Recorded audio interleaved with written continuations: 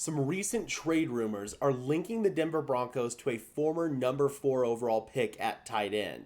Judging by the title of this video, you guys already know who I'm talking about. Atlanta Falcons tight end Kyle Pitts. I want to bring in this tweet from Broncos insider Benjamin Albright. He has been asked a lot recently about Amari Cooper, wide receiver for the Cleveland Browns. It looks like he's going to be available for trade here in the next coming weeks. But according to Albright, Cooper isn't really the guy that the Broncos might be targeting. It's actually going to be Kyle Pitts for the Falcons. It makes a ton of sense. The Broncos currently have the worst tight end room in the NFL. Granted, their wide receiving core hasn't been much better, especially in that game against the New York Jets. Courtland Sutton had 3 catches for 60 yards, and literally that was it. You got zero production out of your wide receivers outside of Courtland Sutton. But tight end has been even worse over these last couple of weeks. Greg Dulcich, you really can't play him at this point.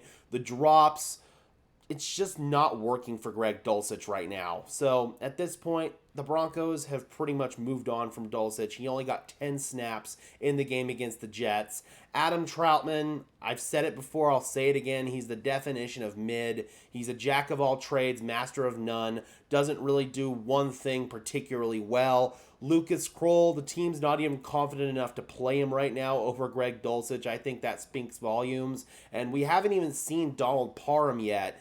And I think Parham could actually provide a little bit of explosiveness and burst to this offense. I think he's got some good athleticism. But here's the problem with Kyle Pitts.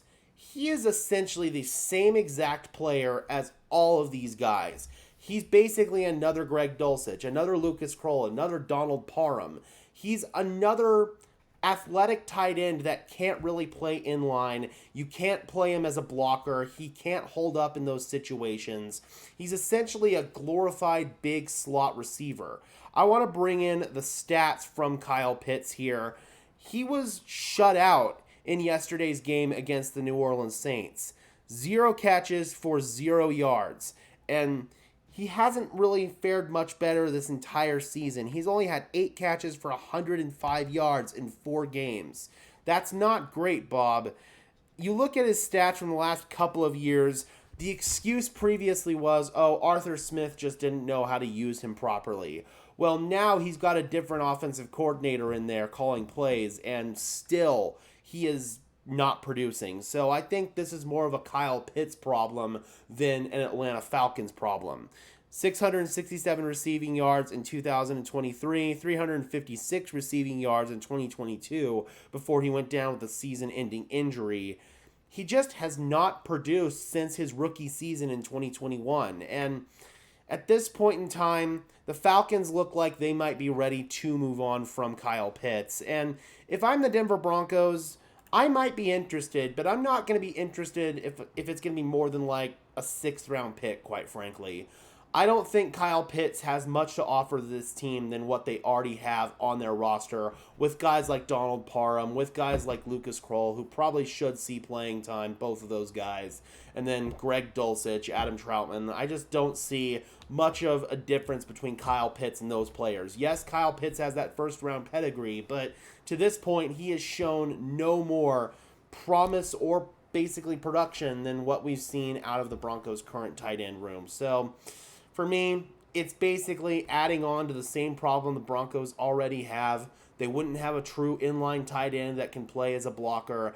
They don't have a guy who can really function in that role. Nate Atkins is probably doing the best job right now, and he's still nothing to write home about.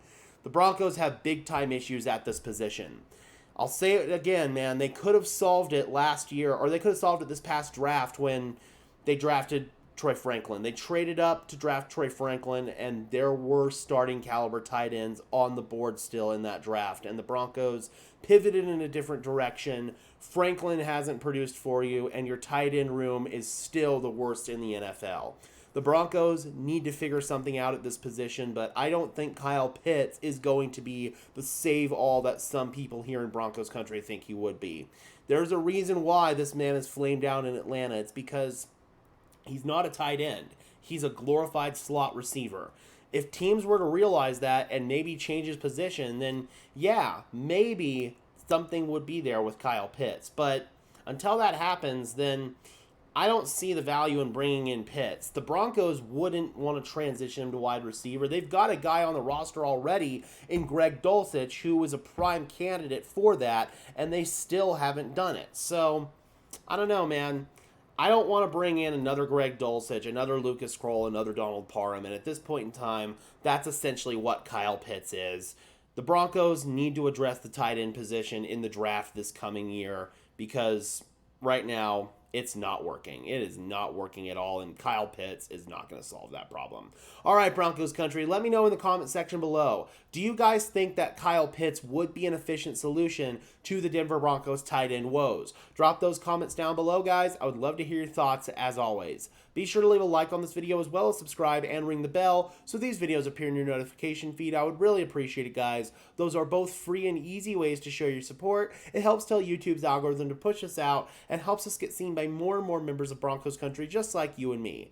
And until next time, guys, I'm your host, Gage Madrid, saying peace out.